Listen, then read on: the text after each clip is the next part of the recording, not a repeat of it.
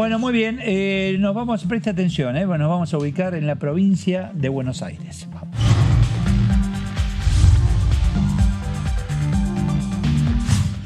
Saludo a la diputada Claudia Vernaza. ¿Qué tal, diputada? ¿Cómo le va? Buenas tardes. ¿Cómo están?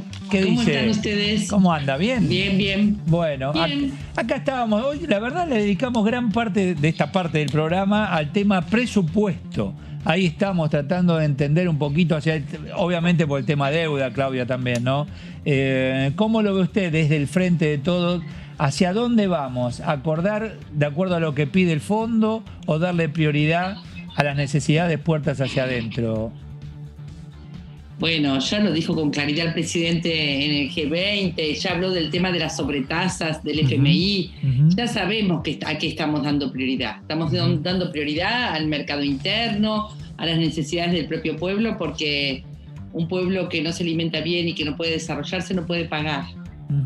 Y por otro lado, señalar en temas presupuestarios que ya está expresado en el presupuesto, en el proyecto de presupuesto, el aumento del ciencia y tecnología, por el que tanto bregamos con la ley. O sea, ¿este presupuesto que se ha presentado es el que se va a discutir y el que va a avanzar o esperamos otro? Porque ya aplica la ley de financiamiento progresivo de la ciencia y la tecnología. Ya pasó de 0,28 a 0,31% del PBI en inversión científica. Bueno, porque teníamos información que dentro del mismo oficialismo había posiciones encontradas, ¿no? En relación a esto. Por eso le hago la pregunta, Claudia. Lo que se dice públicamente lo sabemos, pero parece que todavía no se han puesto de acuerdo. Por eso es que no ha llegado aquí el ministro Guzmán y ahora hay que esperar cuando regresen de Europa. Bueno, yo te comento del documento que estuve a la vista, que estuvieron a la vista mis asesores. Muy bien. El tema científico estuvo controlado, supervisado por el Ministerio de Ciencia y Tecnología. Muy bien, perfecto. En la materia propia de la ley de financiamiento. ¿Qué tal, diputada? Débora Briata la saluda. Aprovechando que estamos hablando un poco de presupuesto y uno de los temas es la estimación de la inflación que tiene ese presupuesto que todavía no se trató aquí en el Congreso. Quería ver cómo está viendo los controles de precios que impulsó en estos últimos días el gobierno justamente para hacerle un frente al aumento de precios, sobre todo en lo que tiene que ver con alimentos. Para poner un freno, digamos, como dice el secretario Feletti, para bajar la fiebre, digamos, para mostrar con particular atención o demostrar que uno está atendiendo desde el gobierno al tema de los precios alimentarios y los está tratando de cotejar con los costos de estos alimentos, porque resulta evidente que hay algo en la cadena que se está desordenando y que no responde a los costos que tiene la cadena de producción de esos alimentos.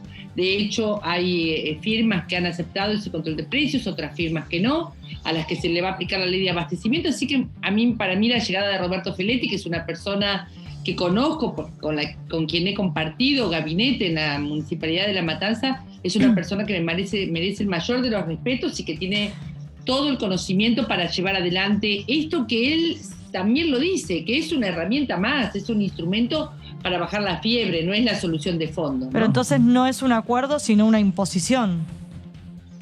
Es un acuerdo con algunas firmas y a partir del acuerdo con esas firmas se llega a una lista de precios. Y para eso está el Estado.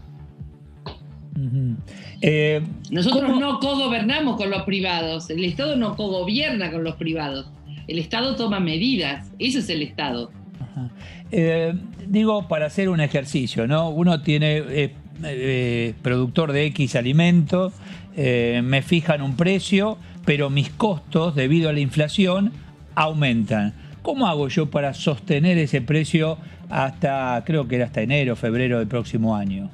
Claudia. La funcionaria Débora Giorgi, así como el secretario Feletti, están en conversaciones todos los días con cada uno de los eslabones de la cadena productiva, con los productores de envases, con los supermercadistas, con los hipermercados. Están trabajando con cada eslabón de la cadena, revisando esos costos y en esa mesa se dialogan esos temas y se hacen esos cálculos.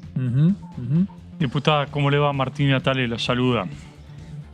¿Cómo estás? Bien, muy bien.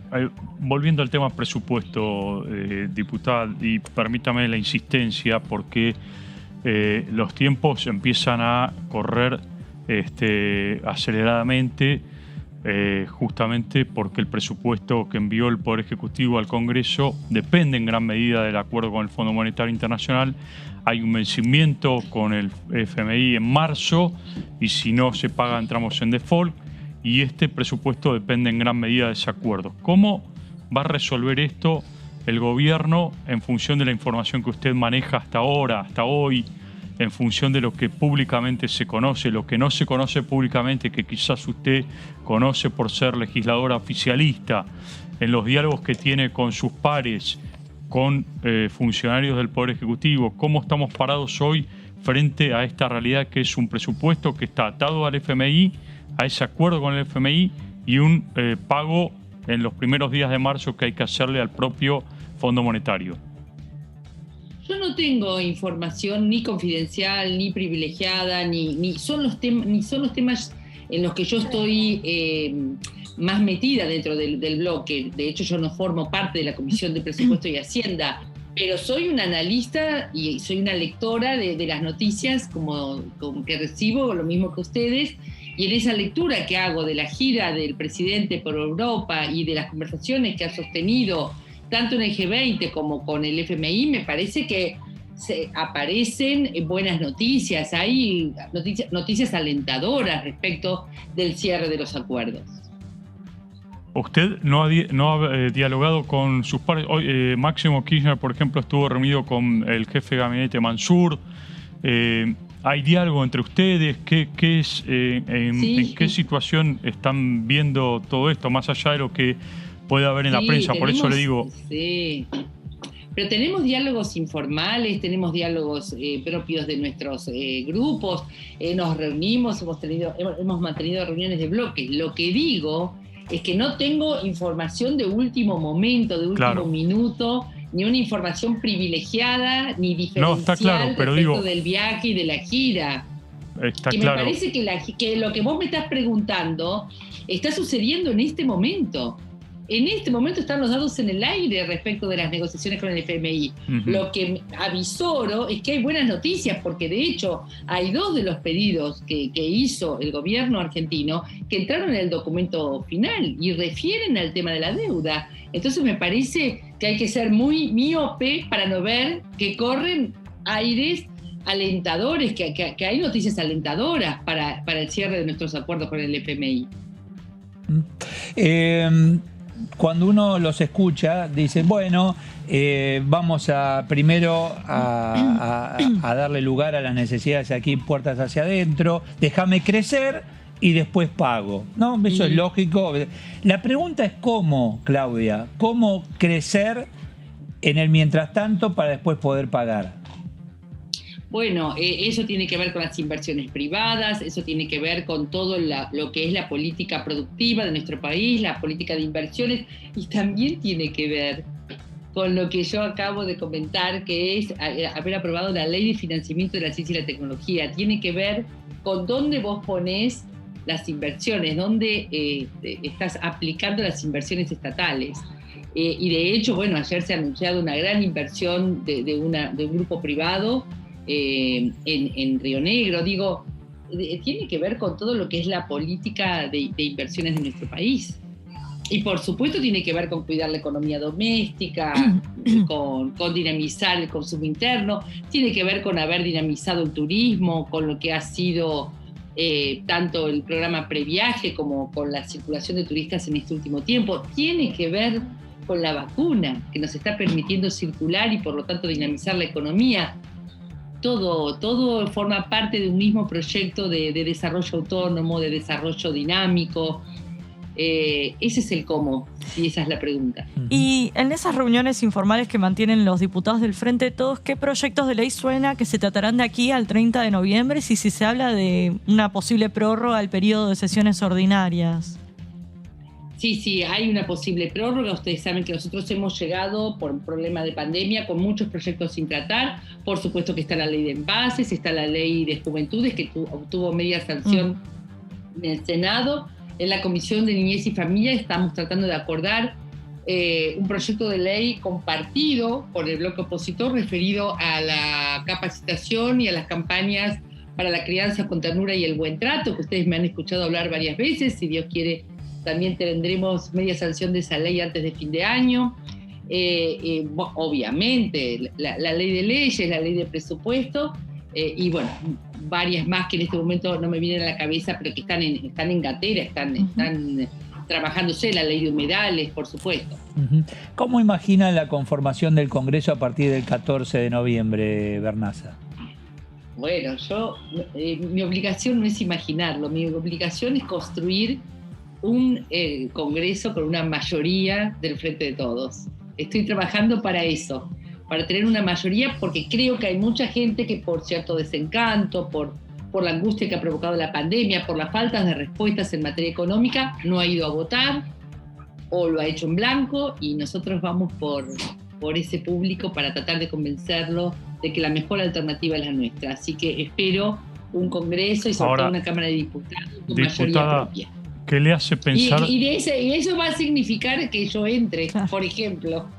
No, está bien, pero digo, ¿qué le hace pensar de que va a cambiar o de qué es lo que cambió del resultado de las PASO hasta hoy o hasta el 14 de noviembre en función justamente de esta visión que usted tiene, optimista por cierto, y en función de una realidad que es, con el resultado de las PASO, si se replica, el oficialismo estaría perdiendo, por lo menos en bastantes bancas, y con la posibilidad de perder la mayoría propia en el Senado.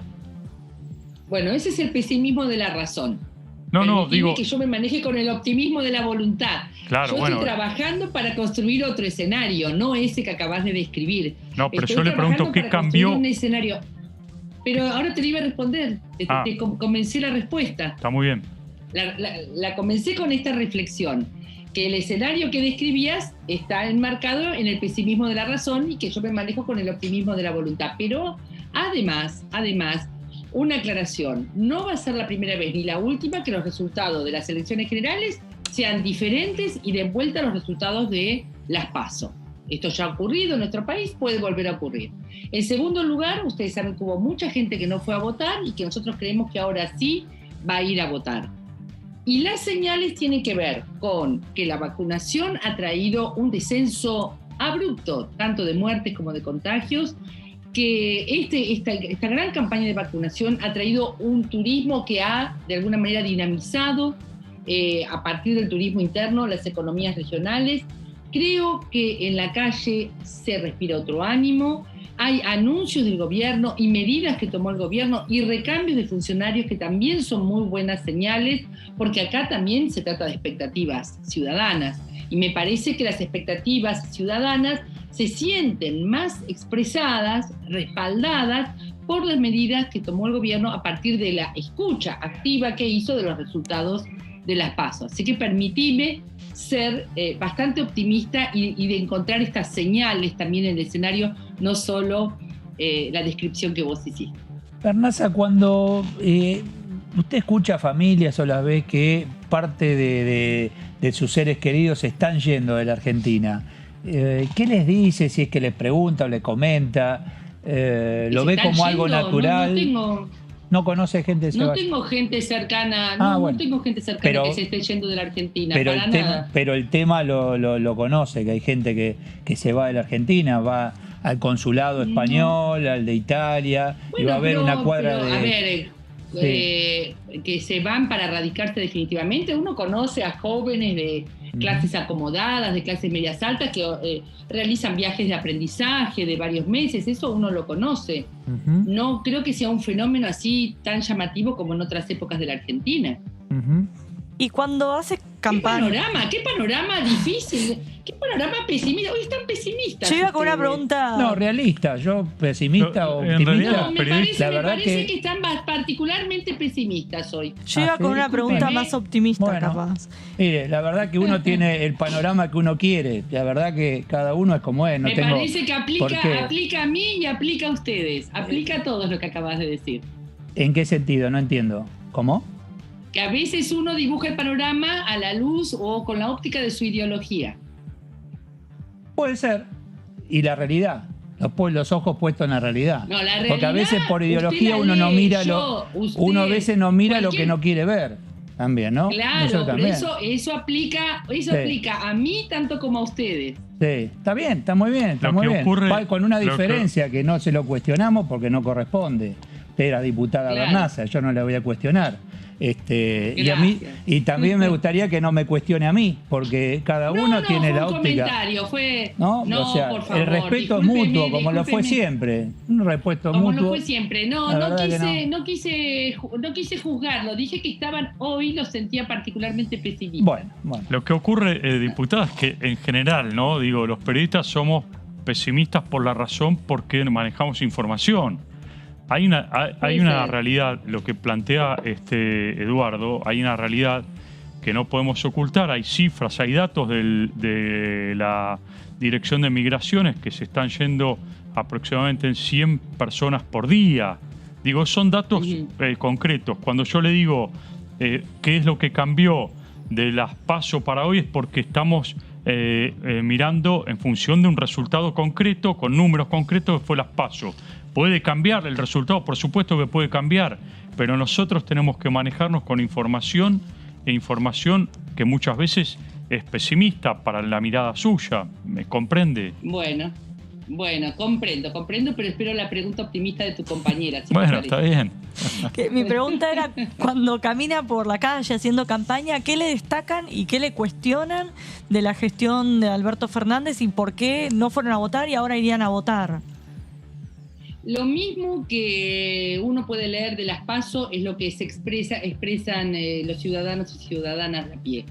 El hecho de que los salarios no le están ganando la inflación y eso hace que los proyectos familiares sean muy difíciles de sostener. La canasta familiar, lo que es la vida familiar, está desorganizada por ese motivo. Así que eso se expresa con claridad. Y también hay una juventud que no encuentra en los sistemas institucionales la respuesta a sus proyectos, a sus sueños y a sus expectativas. Eso me tiene particularmente preocupada y es por donde quisiera trabajar particularmente, por proyectos para los jóvenes que hoy no encuentran en las instituciones públicas la manera de tramitar sus sueños y expectativas. Y ahí tenemos un punto de encuentro con el tema anterior. ¿Ve, Claudia? Que hay algunos que no encuentran esa salida, dicen, bueno, voy a probar afuera a ver qué puede pasar. Que nadie le va a asegurar que esté mejor, pero se da esa situación. Les aseguro que no van a estar mejor. Uh-huh. Les aseguro.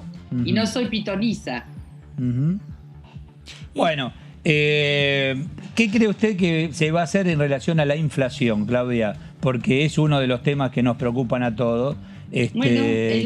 Exacto. Sí, cuénteme, ¿qué cree? ¿Hacia dónde vamos? Bueno, pero después hoy cuando charlé con sus productores y productoras me dijeron que ustedes me iban a preguntar por la bicameral del viernes, también la bicameral de niñez, así que espero que después haya alguna pregunta referida a lo que fue la conversación y el diálogo del viernes con la bicameral de niñez. Bueno, podemos hablar de eso, por supuesto. No hay problema, sí. cuénteme Gracias. sobre la bicameral. Gracias. Cuénteme. Y respecto de la inflación no tengo mucho más que decirte, más de lo que ya te dije respecto de que confío plenamente en el equipo económico y en la capacidad de gestión tanto de Débora Giorgi como de Roberto Feletti. Bueno, así que vamos a la bicameral entonces. allí, Cuéntenos. Gracias. Gracias. Yo no sé si ustedes saben o si los televidentes saben que el viernes recibimos en el anexo de la Cámara de Diputados a referentes de organizaciones de niñez, a hogares de chicos, a gente de la Casa San José, de la parroquia María Pueblo, de acá de Ciudad de Buenos Aires, al referente de la Casa Juan Diego de Santa Fe, personas, educadores, sacerdotes, personas de buena voluntad que llevan adelante casas de niños, centros juveniles y casas donde conviven con chicos y jóvenes que están rehaciendo sus vidas y que le contaron a la bicameral las dificultades que tienen con los plazos que imponen las leyes de niñez. Así que fue muy interesante poder dialogar con ellos y revisar los plazos de las medidas de excepción que se dictan en los organismos, lo que se conocen como servicios locales y zonales de los organismos de niñez provinciales. Así que fue muy interesante, porque después de ese plazo el chico, según la ley, debe volver con su familia de origen o entrar en un régimen de adoptabilidad. Y como bien dijo Luis Espósito, el referente de la casa Juan 23 de Wilde, los chicos no tienen plazos, tienen tiempos. Y hablando antes con la diputada Brenda Austin, hablando de niñez y juventud, que unos 800.000 chicos dejaron el secundario como consecuencia de la pandemia, el cierre de escuelas. Desde el Congreso, ¿cómo se puede ayudar a reinsertar a esos chicos que vuelvan a las aulas?